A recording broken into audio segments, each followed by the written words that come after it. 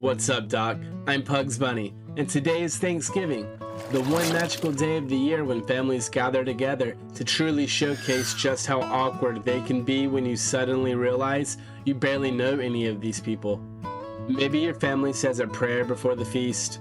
Maybe you're outside playing touch football with your drunk uncle, who's absolutely positive he could have gone pro if the coach hadn't had it out for him. Coach would have put me in the fourth quarter. We'd have been state champions, no doubt. No doubt in my mind. And of course, your overly competitive cousins. Or maybe you're giving the side eye to that aunt. You know the one. The aunt who can turn any holiday into a full season drama arc. It's the holidays after all, and she's already working on her third divorce. And her third cup of wine, and she just got here. Truly a magical time. But hey, if your own Thanksgiving drama isn't enough chaos for you, don't worry. Comics have been out here celebrating the holiday in ways that make your family look kind of functional. Let's dive into how Thanksgiving goes in the world of comics, because trust me, it gets wild.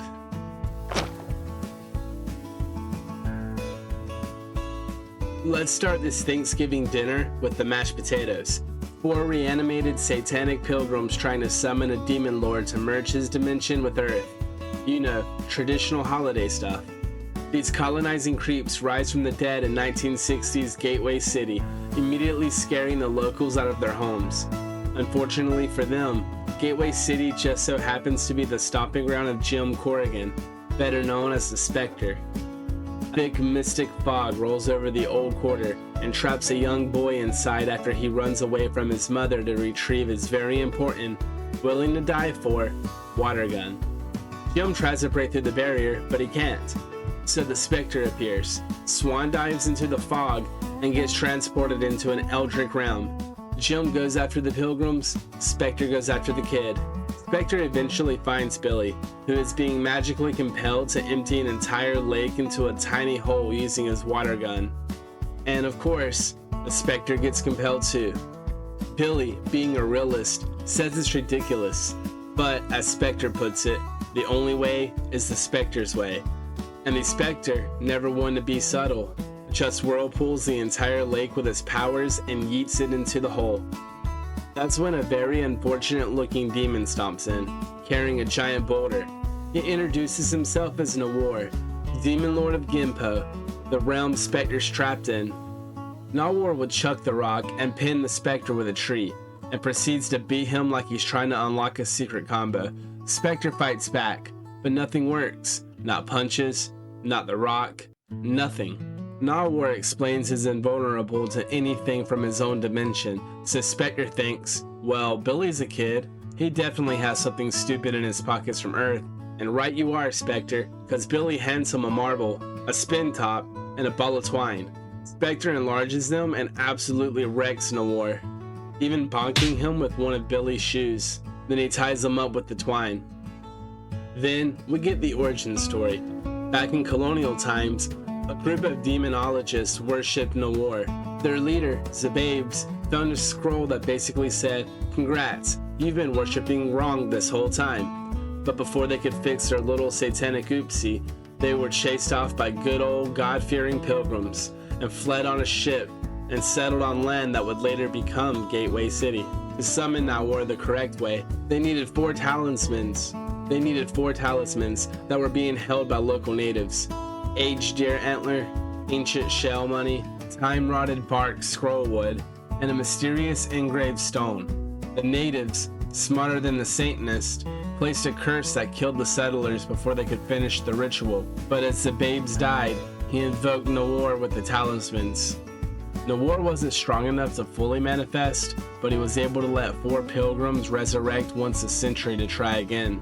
Back in the present, Jim tracks the pilgrims down mid-ritual and does what any cop would, tries to arrest them, and the pilgrims respond like any good cult would, by wrapping him with a vortex of fire and immobilizing him. Their chanting gave Nawor enough juice to follow the Spectre back to Earth, where he becomes immune to all physical and astral attacks. Spectre sends Billy to find Jim, and, in the most chaotic moment of the issue, enlarges a quarter and tries attacking Nawor with it because, quote, "Silver works on werewolves and vampires." Nawor, not being either of those things, proceeds to fold Spectre like laundry. Billy finds Jim and uses the eldritch lake water to extinguish the flames. Jim rushes in again, using the antlers as a weapon to beat down the reanimated settlers, declaring his only concern now is for Spec. Meanwhile, Spec leans against a tree and has a 4th grade reading level revelation. Nawor is just rowing backwards, and he's leaning on a rowan tree. And rowan wood is traditionally used in powerful charms against evil. The Spectre rips up the tree and slaps Nawor with it. One hit KO. This demon lord has now been defeated by a shoe, some twine, anything from a child's pocket, and a tree. Truly, the weakest demon I've ever seen. The talismans are destroyed, the pilgrims turn to ash and drift out the window, and that wraps up the Pilgrims of Peril. This story is honestly one of the most unique Thanksgiving comic tales ever. The art is surreal and trippy in the best way, like writer Gardner Fox went on a spiritual vision quest. And the demon lord is embarrassingly weak. And the whole thing feels like a fever dream told by someone who ate a moldy chunk of stuffing that's been in the fridge for at least 3 years.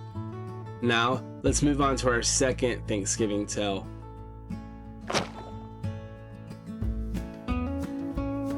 Our next dish on the Thanksgiving menu is the stuffing. You know, in that uniquely twisted Gotham City styled stuffing that makes you wonder why anyone would eat this.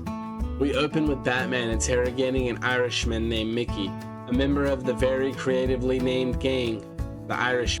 Mickey's convinced he personally caused the death of Harvey Dent, which, spoiler, he absolutely didn't. But Mickey's working with limited information and even fewer brain cells. As Mickey talks, we flash back to what actually happened. He was running from Batman and ducked into the sewers, which in Gotham is basically the express lane to bad decisions. Batman follows him into this lovely fragrance-filled septic tunnel when suddenly he gets jumped by none other than Solomon Grundy, who's holding Mickey by the throat like he's a misbehaving toddler. Don't hold your toddlers by the throat if they're misbehaving though. Batman tries talking Grundy down, attempting diplomacy for a solid 5 seconds before realizing words aren't going to cut it. A fight breaks out, and Batman ends up beating Grundy back. But here's the kicker. Grundy looks genuinely hurt. Not physically, but emotionally. Like a big undead kid who just wanted a friend. And you can tell that Batman feels that guilt hit him like a battering to the heart. Meanwhile, we cut to the Dents spending their Thanksgiving in a hospital room, doing their best to hold things together. Gordon makes it home crazy late, missing the family part in the family dinner, still getting that bittersweet dad finally made it home moment. But the moment that really captures the spirit of Thanksgiving, Batman leaves a plate of food for Solomon Grundy, because Gotham's resident swamp zombie deserves a warm holiday meal. It's honestly one of the most gentle, unexpected, wholesome scenes in the entire long Halloween. Of course, this is Gotham. So right after that heartwarming moment, the Roman's entire family gets gunned down during their Thanksgiving dinner. Gotham City can't let you get too comfortable.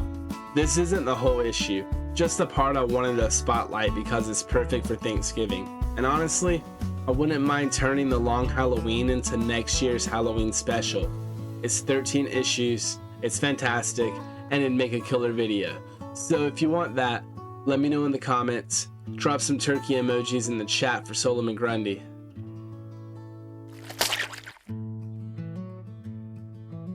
And now our entree, the turkey of our Thanksgiving menu. This is what we expected and what we wanted. It's Thanksgiving at Vision and Wanda's house, and they've invited the Avengers. Well, the ones currently not fighting aliens, robots, or emotional trauma. We open our story with Pedro, aka Quicksilver. He's zooming in from the moon with his wife Crystal and baby Luna. Now, Luna is adorable, also hilarious, because she looks less like a baby and more like someone hit a shrink ray on a full-grown adult. You'll see what I mean.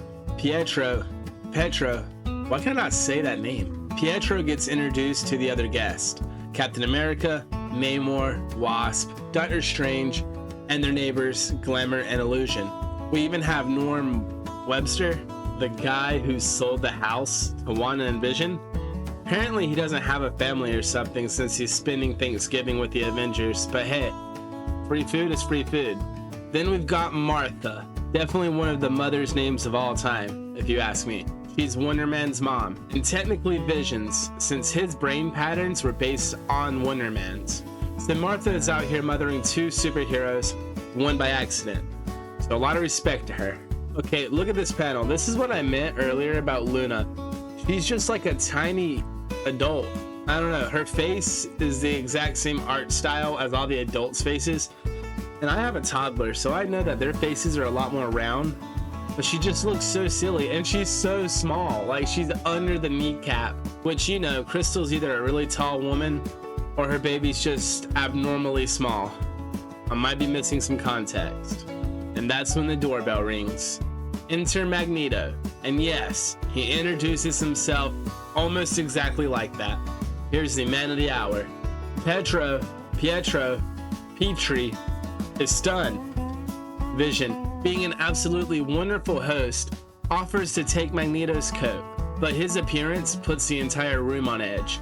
Having Magneto at Thanksgiving is like inviting your most dramatic aunt who once burned down a Chili's. Nobody knows what's about to happen, but everyone's thinking, oh no. Okay, I may have been a stupid joke. Let me know if it landed. Turkeys in the comments below. Pietro immediately pulls Wanda into the kitchen. And demands to know why she invited a man who not only fathered them, but literally enslaved them. He's right to be upset, but he did make Wanda cry, and she blames it on her hormones, because there's like a nanobite baby cooking in there.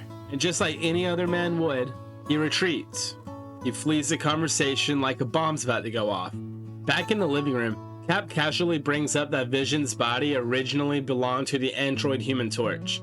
Not Johnny Storm, but a completely different fire being. He was actually an android in World War II. Namor's there too, so Cap starts reminiscing about their old team, the Invaders, calling themselves the Main Three, which makes me feel really bad for Toro, who, by the way, was another Human Torch. By the way, he was a human, a sidekick, and got none of the love. Rose is in the chat for my boy Toro. And now that I'm thinking about it, why wasn't Toro called the Human Torch? Because he was, you know, a human that could catch on fire, and the Human Torch was an android. He wasn't even a human. It really makes a fellow wonder. Glamour and Illusion tried chatting with Magneto, asking if he thinks they'll have a white Christmas. And this must have set Magneto off or something, because he starts having an internal meltdown, thinking about how his kids hate him, how the New Mutants ditched him for the Power Pack, and how he brought all this misery on himself. But before he's able to crash out, Wanda arrives with the turkey just in time, and everybody digs in, except Namor, who, just like the ant we keep bringing up, pours himself another glass of wine, because of course he does. Hours pass, Magneto drinks what I assume is coffee, because it's all hot, but it's late at night, so I don't know. Men probably don't sleep. And everyone at the table starts having these intrusive thoughts about all the times Magneto had traumatized them. So this is all adding up to be a very relatable Thanksgiving, or any family get-together for that matter. On the way out, Namor casually tells Wanda he once fancied her, because this giant four-headed fish will literally flirt with any woman that crosses him. He falls in love so easily. Check out my Marvel Saga videos for more on that. Magneto pulls a Pietro. Wait, hold on.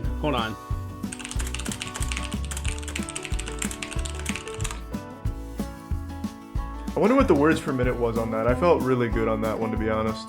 Okay, we just looked it up together. It's Pietro.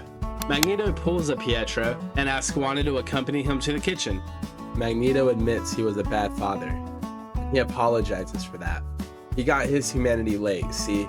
Magneto was a prisoner at Auschwitz. He, along with so many others, were persecuted by the Nazis for not being a blonde Aryan Homo sapien. So he felt it was his cause to stand up and fight back. Not just the Nazis, but to anybody who dared judge him for being different. He believed he was fighting for all mutants. He formed the Brotherhood of Evil Mutants and basically used his children for his cause. He's not asking for forgiveness, he's asking for acceptance. But Wanda is not ready to give that. She remembers how she was treated. She felt like she was a non-person. comparing it to how Magneto was treated during that time. She strikes the most Magneto pose I can see. You can see the family resemblance right there. Telling her father if he wants her acceptance, he's gonna have to do a lot more than just apologize. He's not gonna hold him back from seeing his grandbaby, but she has a right to feel the way she feels. And then there's a knock at the door for some random lady from the library. Previous issue nonsense. And she ends the conversation, causing Magneto to storm out. He flies off, just to fly right back a second later and ask Vision and Pietro to help him fight Toad and some Brotherhood replicants that he made. It turns out to be kind of an easy fight. They beat Toad, they beat the fake Brotherhood, and Magneto flies off, promising to earn the acceptance of not only his children, but the world. And of course, he compliments Wanda's dinner on the way out. Vision and Pietro would return to the kitchen where Wanda's talking to this chick that popped up out of nowhere. And she tells them, you never know what'll happen next around here. If we needed any more proof that this was actually like a sitcom, look at Vision's face. Look at that smile. He's like, no. While Pietro chimes in with, you never do.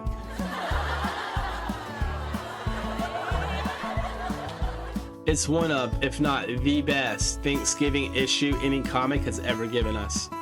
It's very grounded, it's very warm, messy, hilarious, and so painfully human. And now that our dinner's over, let's wrap up those Thanksgiving leftovers you'll either feast on for 2 straight weeks, or forgot in the fridge until next Thanksgiving forces you to confront your mistakes. What I love about these stories is that they show how comics can take something as simple as a Thanksgiving dinner or a get together with the family and turn it into something touching, funny, surreal, and genuinely special, as long as you have the right writers, that is. A real meal to be thankful for. If you enjoy this video, let me know which Thanksgiving comic was your favorite. Let me know some other Thanksgiving specials you'd like to see, and again, drop a turkey in the comments for Solomon Grundy. Hell, tell me what holiday comics you would like me to cover next. We got Christmas coming up, and I do have a very special anthology-like comic to go over. Just prepare for Santa Doom. That's all I have to say. And until next time, that's all, folks.